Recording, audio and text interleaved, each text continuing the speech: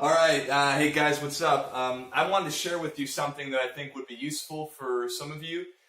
About 2 weeks ago, my Citizens Academy ended. The Citizens Academy is when civilians go into their local police station and they learn about what it is to be a police officer, what the officers do, their day-to-day stuff. We were there for 10 weeks, and each week we were there for 3 hours. And some of our classes would be on, what the detectives do. They would be on, drugs. They'd be on traffic stops. They'd be on, defense and arrest tactics. One day we went over to just check out the firefighters. We went to EMS, emergency medical services. We learned about active shooter scenarios. So all these different areas that the officers are involved in, we got little glimpses of, right? And it was actually a really great experience, and if you have a chance to do that in your community, you totally should. So why am I talking about this? Well, on the night when we were talking about traffic, the question came up, do officers have to pull over, 2 people per shift? Or do they have a quota, right? You guys have heard this, toward the end of the month, maybe a police station pulls over more cars because they're counting on bringing in X number of dollars in revenue through giving, traffic citations or, tickets for whatever.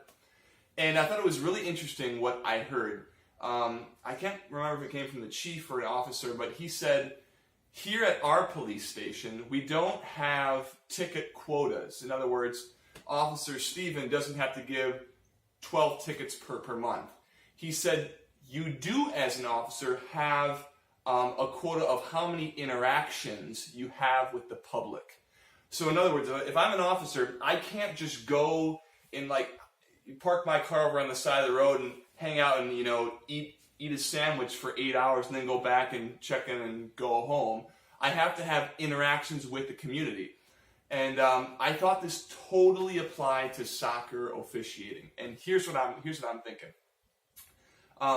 Before the whistle even blows to start the match, I have the opportunity to make 5 positive interactions with players or coaches before the whistle even blows.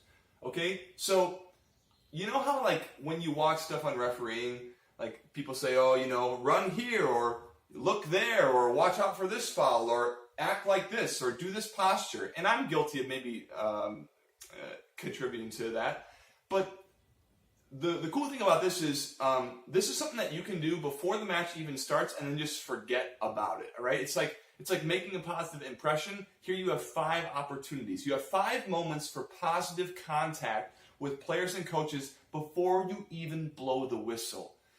So the first moment is when you get there, you introduce yourself to each coach, okay? There's one moment for one coach. There's a second moment for the second coach, okay? Moment 3 and 4 is when you call up the captains, right? Normally the captains don't come together at the same time, right?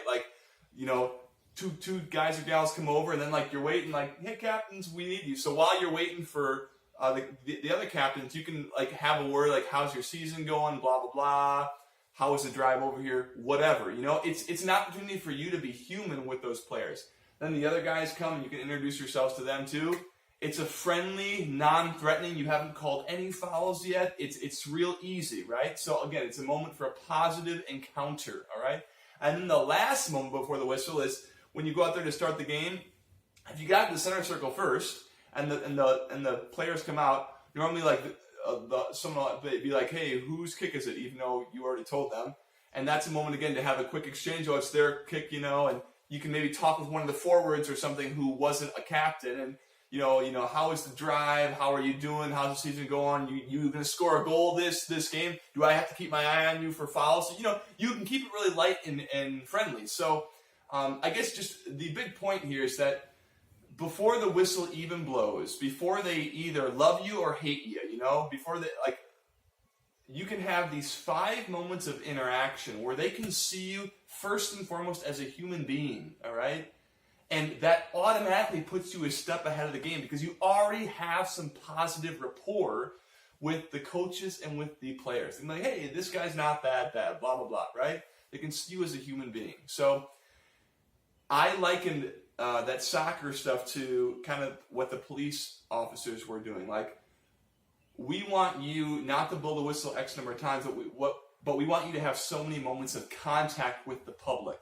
So maybe next time you go out on the pitch, think about how many positive moments of contact with players or coaches can I have even before the whistle starts. Maybe it's only one. Maybe it's two. Maybe you introduce yourself to both coaches and the captain thing, and that's it. So maybe it's 3 positive moments. But maybe just focus on making those, you're relaxed, you're calm, you're confident, and those are positive moments that, might pay dividends for you later in the match. So I hope that's helpful. If not, just forget it. But I thought it was a real cool thing to think about.